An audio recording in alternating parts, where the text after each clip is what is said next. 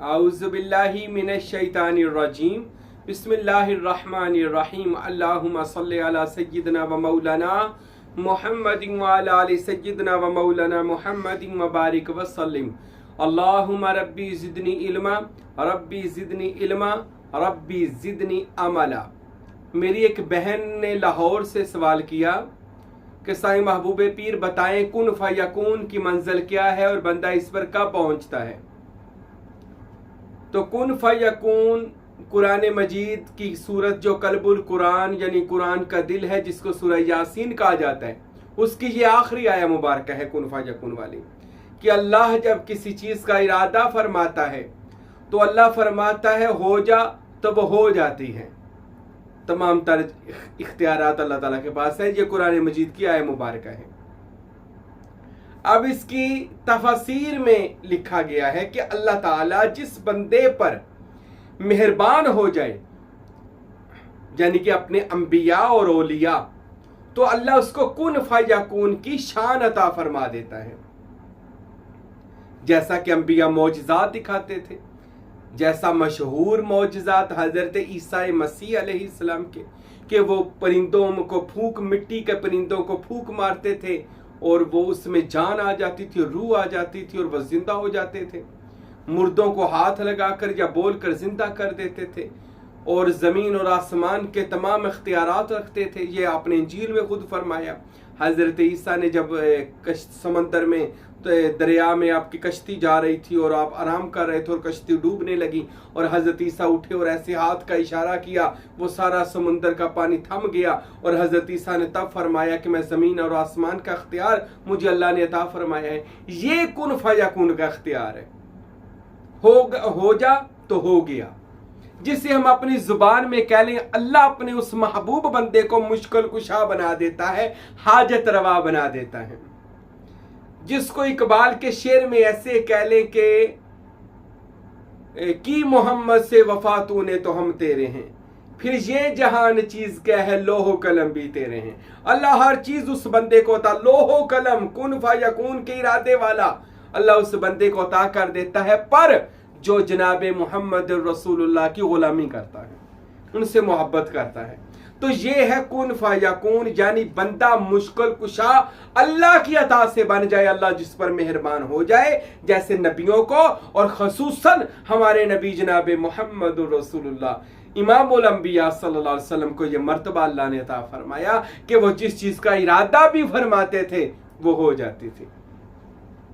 जैसा कि हदीस में आता है, एक सहाबी ने अर्ज किया था, या रसूलल्लाह बारिश नहीं हो रही और बारिश की बड़ी जरूरत है, मेरे आका बारिश का कैद पड़ गया हर तरफ और बारिश की जरूरत है। तो मेरे नबी ने ऐसे अपनी उंगली मुबारक को आसमान में हिलाया और ऐसे हिलाते जा रहे थे, इरादा फरमाते जा रहे थे, ऐसे हिला रहे थे। साहबे फरमाते हैं हम आपकी उंगली मुबारक के ऊपर देख रहे थे, इर्दा गिर्द से बादल इकट्ठे हो रहे थे और छमाछम रहमतें बरसना शुरू भी हो गई। अभी हम मस्जिद नबवी से बाहर भी नहीं गए थे तो रहमत की बारिश होना शुरू हो गई। ये था वो इख्तियार कुन फयकून, कि हर चीज का इख्तियार रखा अहले बैत ने, पंजतन पाक ने और गौसुल आजम सैयद अब्दुल कादिर जिलानी ने रहमतुल्लाह अलैह।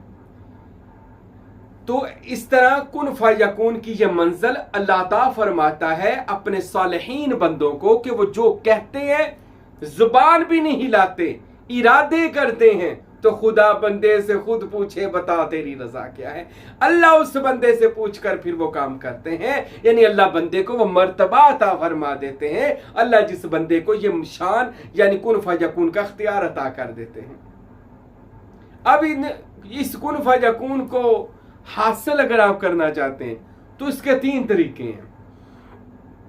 सबसे पहला तरीका तो यही है कि जो हमें सूफिया और हमारे बुजुर्गों ने हजरत सखी सुल्तानुल आरफीन बुरहानुल वासिलीन मुक्तदाए कामिलीन फनाफिजात ऐन याहू हजरत सखी सुल्तान बाहू कद्दसल्लाहु सिर्रुल अजीज ने इरशाद फरमाया।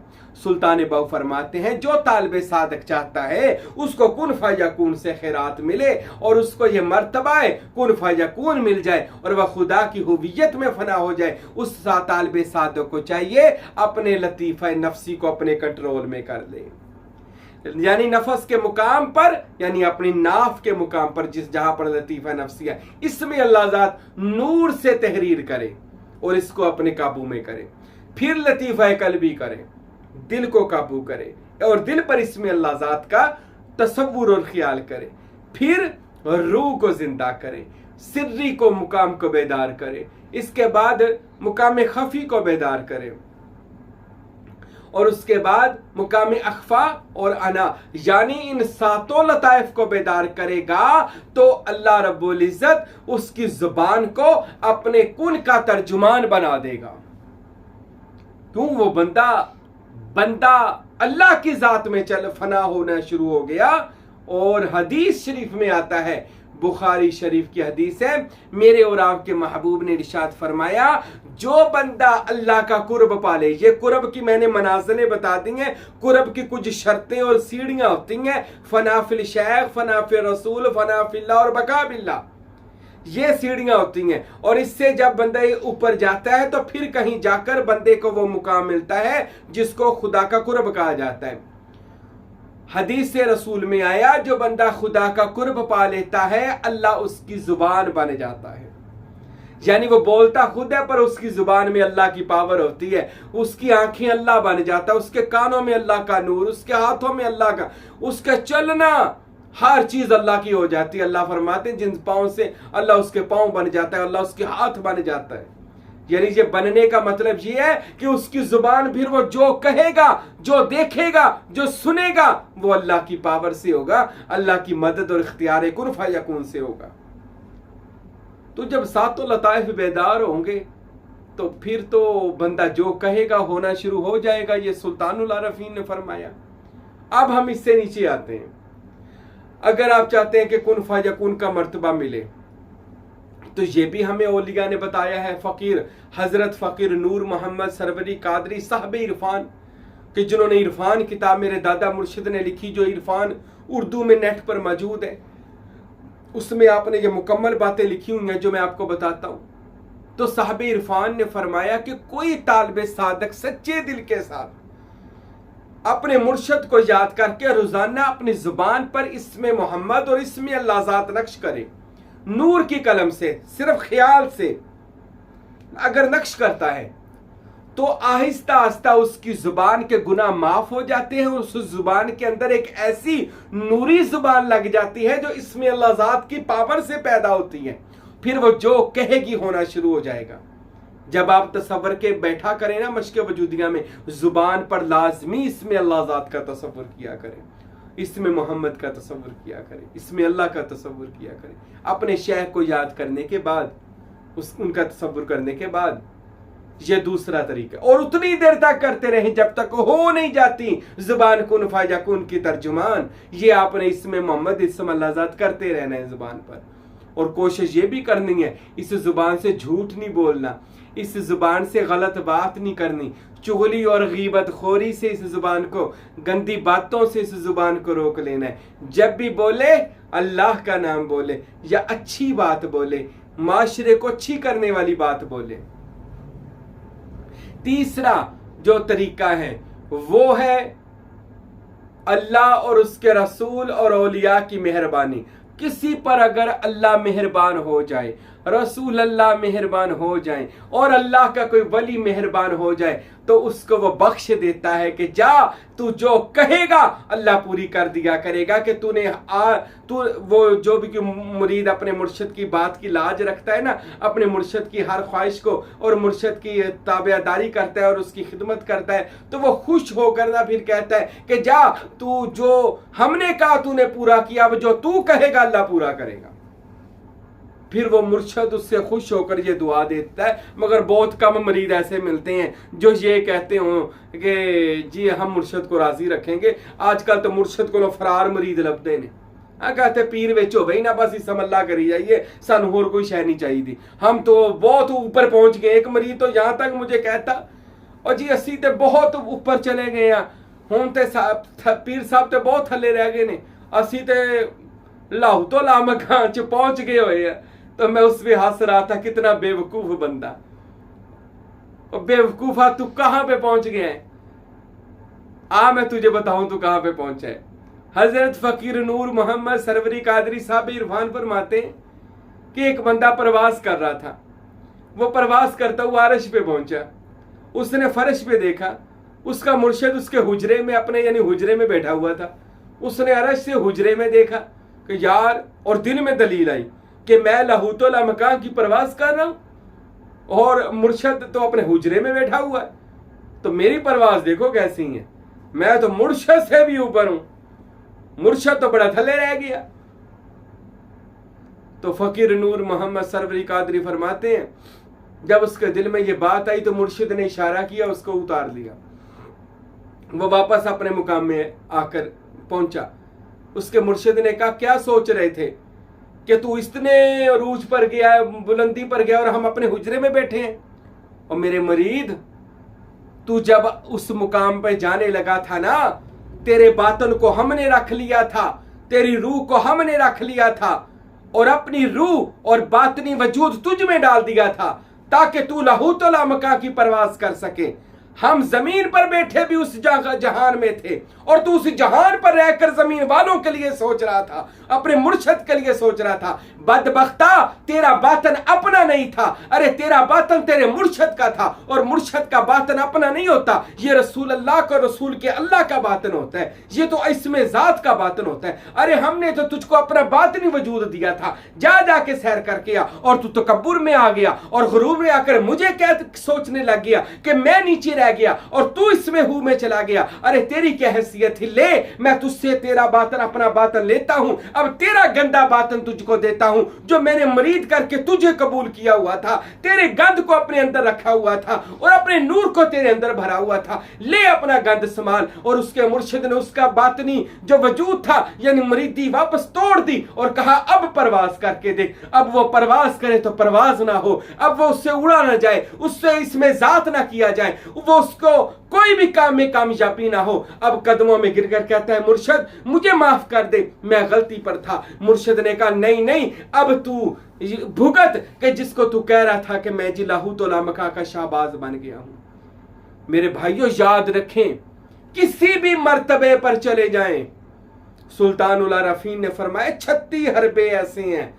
आप अपनी किताब शायद तेगे बरहना है या नूरुल हुदा शरीफ है, उसमें सुल्तान साहब फरमाते 36 हरबे ऐसे हैं जो शैतान मुरीद पर करता है और मुरीद राह तरीका से गिर जाता है। उनमें सबसे बड़ा हरबा जो शैतान का मुरीद पर वारद हो जाता है, गालिब हो जाता है और मुरीद उसमें आ जाता है, वो कौन सा शैतान का हरबा है जिसमें हर मुरीद आ जाता है? सुनिए, सुल्तान बाहू रहमतुल्लाह अलैह फरमाते हैं, वो ये शैतान की चाल है, शैतान बंदे के दिल में ये वसवसा डाल देता है अंदर जाके, वही मरीद तू बहुत ऊपर पहुंच गया, तेरा पीर थले रह गया, तेरा पीर ते दुनियादारी भी कर रहा ते अपना अल्लाह अल्लाह भी कर रहा, पर तू तो 24 घंटे ही अल्लाह अल्लाह कर रहा, लिहाजा तू तो पीरा तो भी ऊपर आ। सुल्तान साहब फरमाते हैं, इससे बंदा अपने सारे मुकामों को गवा कर दोबारा मुकामे पस्त में पहुंच जाता है, अरूज से जवाल में आ जाता है जब उसके दिल में शैतान ये वसवसा डालता है। ऐसा वसवसा है तो ला हौला वला कुव्वता इल्ला बिल्लाह पढ़े। और हम आप जो भी हैं, जो हम इसमें मोहम्मद करते हैं, इसमें अल्लाह ज़ात करते हैं, इसमें हु करते हैं, और जो हमको ज़ियारतें होती हैं, जो हमको सुकून होता है, याद रखें ये ज़ियारतें हमें नहीं होती। जरा बैत होने से पीछे और इस समय ज़ात के तसव्वुर करने से पिछली जिंदगी को देखें, तब हमें कौन सी ज़ियारतें हो रही थी, कभी गौर कर लें। तब हम कौन से मुशादे कर रहे थे, तब हम कौन से अरूज पर थे, क्या थे हम? हैसियत और औकात नहीं थी, झूठ बोलने वाले दुनियादार लोग थे। पर जब से कामल मुर्शिद के मरीद हुए और उसके बताए वजीफे किए और उसकी निगाहे करम में आए, ये जियारतों के दरवाजे खुल गए। अरे इसमें मोहम्मद वर्गा पाक इसम दिल पर नक्श करने के, सीने पर नक्श करने के काबल किसने बनाया है? मुर्शिद पाक ने। इसम अल्लाह ज़ात हमारी है औकात अल्लाह के नूरी इसम को दिल पर लगा सके, और यह तरीका किसने समझाया है? मुर्शिद पाक ने। तो मुर्शिद तो वो होता है जो खुद इसमें अल्लाह ज़ात कर चुका होता है, यानी इसमें ज़ात में फना हो चुका होता है। अरे वो तो हमें समझाने के लिए ये मेहनतें करता है। हमें समझाने के लिए अपने आप को हमारी तरह का बनाकर बार बार बयान दे देकर समझा समझा कर अपने मुरीदों को, लोगों इन सारे खतरों से बचकर फिर राय सलूक पर चलो। अगर अल्लाह तक पहुंचना चाहते हो आप, तो मेरे भाइयों कून फयाकून की मंजिल भी मिल सकती है, सारी मनाजिल मिल सकती हैं अगर मुर्शद पाक भी मेहरबान हो जाए और आपको मेहरबान होकर खुश होकर कह दें कि जाओ, जो कहोगे वो हो जाएगा। अब देखिए मुर्शद को खुश कैसे करना है, मुर्शद को दिलो जान से, माल से। देखिए मुर्शद के आस्थाने पर किस चीज की जरूरत है, मुर्शद के आस्थाने पर किस किस चीज की जरूरत है। अल्हम्दुलिल्लाह से साईं हकीर फकीर साईं महबूब पीर ने जड़ावाला में 2 मस्जिदें बनाई हैं, मदरसा बनाया है। अब उनमें तनख्वाहें भी दी जा रही हैं, मदरसा ज़ेरे तमीर है, जगह लेनी है, लड़कियों का मदरसा बनाना है। हर महीने 50,000 जो तनख्वाहों का और बिल का जाता है मस्जिदों का, जो अल्हम्दुलिल्लाह हम दे रहे हैं। और हमारे कुछ मुरीदैन भी हमारी खिदमत कर रहे हैं, मगर फिर भी हमारी वो जो हमने देने होते वो पूरे नहीं होते। तो मैं ये नहीं कहता कि हमें खिदमत करें, हम ये कहते हैं कि देखें मुर्शद को किस चीज की जरूरत है, उसकी जरूरियात को पूरा करें। मुर्शद जो दीन की खिदमत के लिए अपने आप को वक्फ करके बैठा है, उनसे पूछें किस चीज की जरूरत है, उनसे मोहब्बत करें। हजरत सुल्तान बाहू रहमतुल्लाह अलैह ने तो फरमाया कि मुर्शद को जब तक तू अपना महर में राज नहीं बना लेगा और मुर्शद की कदम ब कदम तू मुर्शद का साथ नहीं देगा, मुर्शद भी तेरा साथ नहीं दे सकता। याद रखें, जब तक हम कुछ मामलात में मुर्शद का साथ दें और कुछ मामलात में मुर्शद से पीछे हो जाए, यानी मतलबी बनकर मुर्शद से मिले, ऐसा मुरीद फ्रॉडिया होता है, धोखेबाज होता है। वो कभी भी मंजिल मकसूद में पहुंच नहीं सकता जो मुर्शद को सिर्फ मतलब के लिए इस्तेमाल करता है, मुर्शद को सिर्फ अपना काम निकलवाता है और वो पीछे हट जाता है। और जब खिदमत का वक्त आता है मुरीद वो नजर ही नहीं आता, वो मुरीद अपने मुर्शद के करीब भी नहीं आता। ऐसे मुरीद कभी भी अल्लाह को नहीं पा सकते। तो मेरे भाइयों, अपने मुर्शद की दिलो जान से खिदमत करें अगर ये चाहते हैं कि आपका कुन फयाकुन ऐसे मिल जाए, आपको अल्लाह की रजाएं मिल जाए, आपको विलायत मिल जाए। अल्लाह की कसम, वली वली भी बना सकता है, वली वली भी बना सकता है। मुझ फकीर के बारे में मेरे मुर्शिद कामल हजरत फकीर अब्दुल हमीद कामिल साहब, जो फरजंद है फकीर नूर मोहम्मद साहब इरफान के जिनको सुल्तान बाहू का फैज है, को मेरे मुर्शिद फकीर अब्दुल हमीद अक्सर ही मुझे फरमाया करते थे कि साईं हाजी राशिद तू मेरा महबूब पीर है, तू वक़्त का वली है, औलिया है। वो फरमाना क्या था, वो मोहर लगा रहे थे, वो मोहर लगा रहे थे। इतने खुश हो गए कि उन्होंने अल्हम्दुलिल्लाह आज हमें अपने खास नौकरों में, खादमीन में शामिल कर लिया। मेरे भाइयों, आप भी अगर चाहते हैं कि आप भी को भी ये मनाज़िल मिलें, तो अपने दिलो जान से अपने शेख की खिदमत करें।